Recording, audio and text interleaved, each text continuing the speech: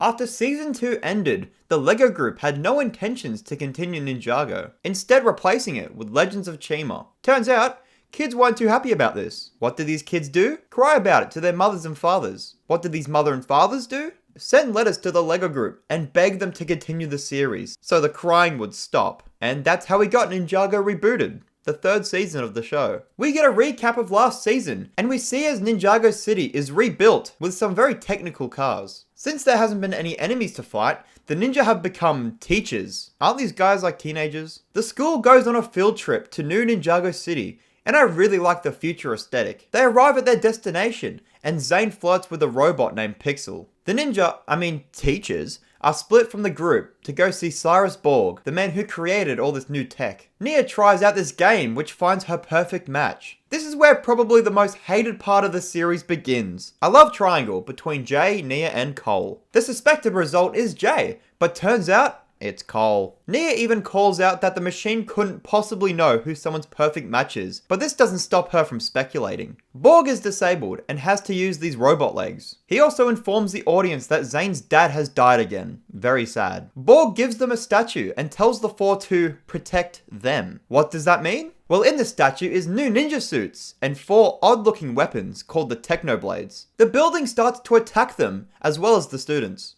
I'm bored, really. Me too, actually. I really like these suits. The half mask really does it for me. They get sent out a window, and Borg talks to the Overlord. Yes, the main villain is the Overlord again. And before you ask, yes, he was supposedly defeated last season. Zane figures out that the Technoblades can hack into technology. The ninjas save the students and send them back to the school. Now all the technology in the city is going rogue. The ninja all split up and get their own vehicles. Nia tries to find Lloyd, but finds... Hello, Dareth. The ninja blow up some robots and they all seem to stop because of Lloyd. Lloyd's golden power seems to power the machines, so they plan an escape. They eventually do get out with the Technoblades and Lloyd, but Wu is taken. The Overlord is trying to make himself a new body using the golden power in the robots, but it doesn't work. The gang hide out in a forest and Lloyd gets some new drip. They head off to see Sensei Garmadon, who has turned a new leaf since becoming purified. Zane stays with the vehicles to guard the Technoblades. Nia is starting to fall for Cole. Ugh. Sensei Garmadon is a great addition to the show, as well as Borg and Pixel. This season adds a lot of great side characters. Garmadon wipes the floor with Lloyd, using a style of fighting without fighting. Zane's one job was to look over the Technoblades, and he somehow messes that up. It was Pixel who took them, and bro does not go easy on her. Zane hacks her to free her from the Overlord. The group is attacked by Nindroids, but they escape. Again. Oh, never mind. They were debated by autopilot. The plan now is for Lloyd and Garmadon to split from the rest, while the others go to shut down the power. They hide in a circus mobile, and the machines flirt. She fondles his balls or something, and the Garmadons make it to Nia's Samurai X cave. They yoink a car, and get far away as possible. Ah, please stop.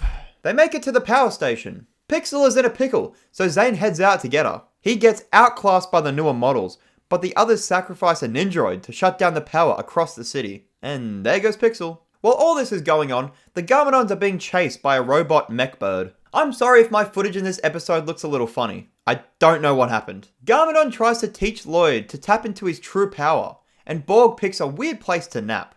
Someone has taken a hard drive with the Overlord on it. And Wu, but who could this mysterious figure be? Ooh. I know, but you'll have to wait and see. The ninja are hanging out in the best character's home. Zane is willing to give up half of his power source to Pixel. He says it's for the mission, but we all know he's simping. Everyone finds out about Nia's perfect match, and they speak of it like her and Cole have to be together now. You backstabbing no good! Why is this Cole's fault? Lloyd whines some more and... Is that Sensei Wu? Yeah, it is, with some Nindroids as well. There's a little moment where Zane can't use Spinjitzu because he split half of his heart. But this concept gets squashed in about 5 minutes. Cole and Jay are trapped in a compactor and evil Sensei Wu beats Kai's ass. Cole and Jay actually apologize to each other. Does this mean the love triangle's over? No. Wu and the stranger leave. What was their plan here? To get more Nindroids? Whatever. But Pixel finds a clue of the stranger's identity. It's a white scale. Uh-oh, the Overlord knows where Lloyd is. This was kind of a filler episode. The ninja return to the city, where they are greeted by the mailman. Because of that new clue, the ninjas search for the Serpentine. Hey, it's Scales! Who has a kid? Scales canonically fucked. Scales tells them of a prophecy of a golden master. The ninja are obviously curious, so they head in to hear it. The snakes have actually renovated the tomb they got stuck in last season. Alright, the Golden Master. What's this all about? The first Spinjitzu Master created the Serpentine, and even back then, the snakes believed that a being with equivalent power to the first Spinjitzu Master would conquer the land and the people. And when the Serpentine tried to tell the humans about this, the people didn't take too kindly to these stories and drove the snakes off. They decided to flee underground so they could escape the wrath of the Golden Master. This is great and all, but this origin for the snakes gets retconned in the next season, citing that the snakes were forced underground by the Elemental Alliance. Is Lloyd the Golden Master? He ticks all the boxes. Sadly no, but this could have been a cool idea for him. Why not have Lloyd try to avoid an evil prophecy after fulfilling a good one? His father did have evil in him, so what if Lloyd inherited this evil when he was born? Nah, just make the Overlord the Golden Master, it's fine. The Nindroids attack the ninja again. It's fun seeing Wu and Garmadon swapping sides in a fight. Now Lloyd is somehow able to make a motorbike, which feels really out of nowhere. I guess he has the power of the first Spinjitzu Master, so he probably can create things. Garmadon is taken, then Lloyd is taken. The Mystery Man reveals himself to be Pythor, sporting a new white appearance. How did he survive the Devourer? He was probably vomited out as well. Garmadon is thrown into the water, and it's very sad. These past 2 episodes, I swear, hardly anything happened. So the plan is to use the Technoblades to wipe the system with the Overlord virus on it. So the ninja have to enter the Digiverse. Ooh. Before they can, the mailman jumps them. Meanwhile, Lloyd is getting milked. The Nindroids, Pythor, and Wu arrive at Borg Tower as well. The ninja head on in, and Jay jumps off a building. They are able to do whatever in the Digiverse if they use their imagination. Kai has a bit of trouble. Uh-oh, the Overlord found them. Nia has to hold off the Nindroids while the ninja are playing games. They have to fight the Overlord hand to hand. Yo, it's Garmadon! He's back! And says fuck his oath. There's some cool imagery of each ninja becoming gold. Look at this shot. Think of this when I say I like the later season's action. The ninja reflect the reboot light beam, I guess, and successfully reboot the system. Wu is freed. Everyone's happy, except Lloyd. Uh-oh, who could that be? Team Evil recovers the Overlord, and the ninja are at the Temple of Light. What the hell are they there for? Oh my god! Lloyd splits his power among the ninja so they can control their elements without any weapons or anything. Lloyd, however, has lost his golden power. Finally! Having them not having powers is so lame. If you've seen the rest of the series, you know that other characters have elemental powers, which they unlocked by themselves. Would the ninja have unlocked their powers if they had enough time? I definitely think so. Lloyd just kind of fast-tracked it. But I know some people were confused about it. Pythor vores the Overlord because the Overlord is in a weakened state. He doesn't have to hunt Lloyd anymore because he gave up his golden powers. So the Overlord has another plan. The ninja are searching for the evildoers. Well, they actually aren't. Nia, Jay, and Cole go to the movies. What the hell? And yes, they are still beefing. Zay finds a convoy of Nindroids, so Kai heads after them. He uses his new powers to take out some robots and light jet fuel. Uh-oh. He hides, but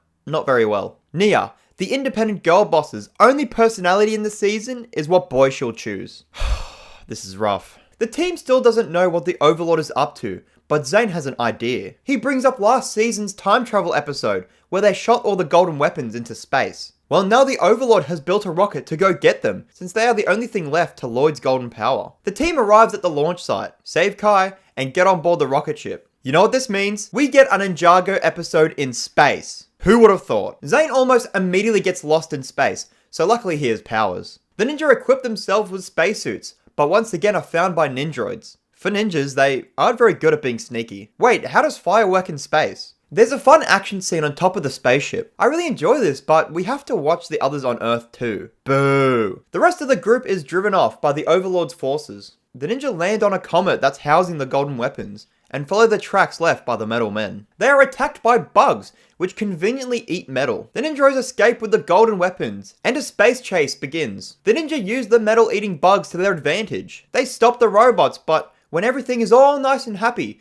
their only way home is destroyed. Well, at least the Nindroids didn't get the weapons. Damn. The Overlord's new body is still pretty weak, walking around like a 60-year-old man. They melt down the golden weapons, and the ninja are still on that comet. They need a plan to get off that rock, so their plan is to build a fully working spaceship, which actually works. Okay. The Overlord's golden armor is complete, and he has officially become the Golden Master. He has a really cool design. The ninja enter the atmosphere and activate their elemental shields.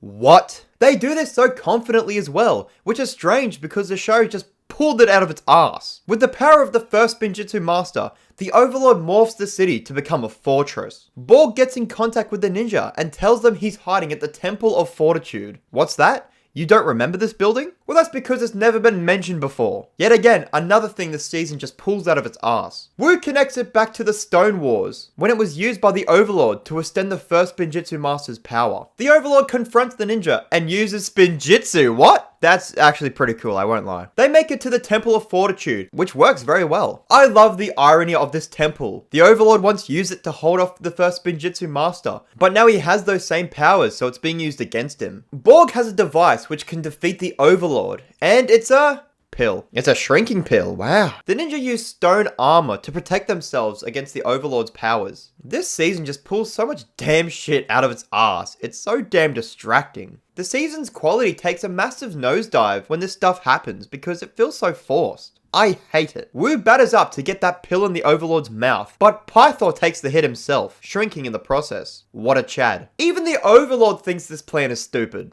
That was all you've got. Everyone but Zane is tied up, and Zane gets himself close to the Overlord. Uh-oh, here it comes. Zane starts to somehow drain the powers or something. He starts to blast the Overlord with ice. His life starts to flash before his eyes with fantastic music playing behind it. Zane sacrifices himself to defeat the Overlord and save everyone, protecting those who cannot protect themselves. This sacrifice even now gives me goosebumps, and I don't think anyone would have thought that the show would kill off a main character. I'm glad the show takes this moment really seriously. They throw a funeral for Zane, with Kai making a speech. Then it starts to snow?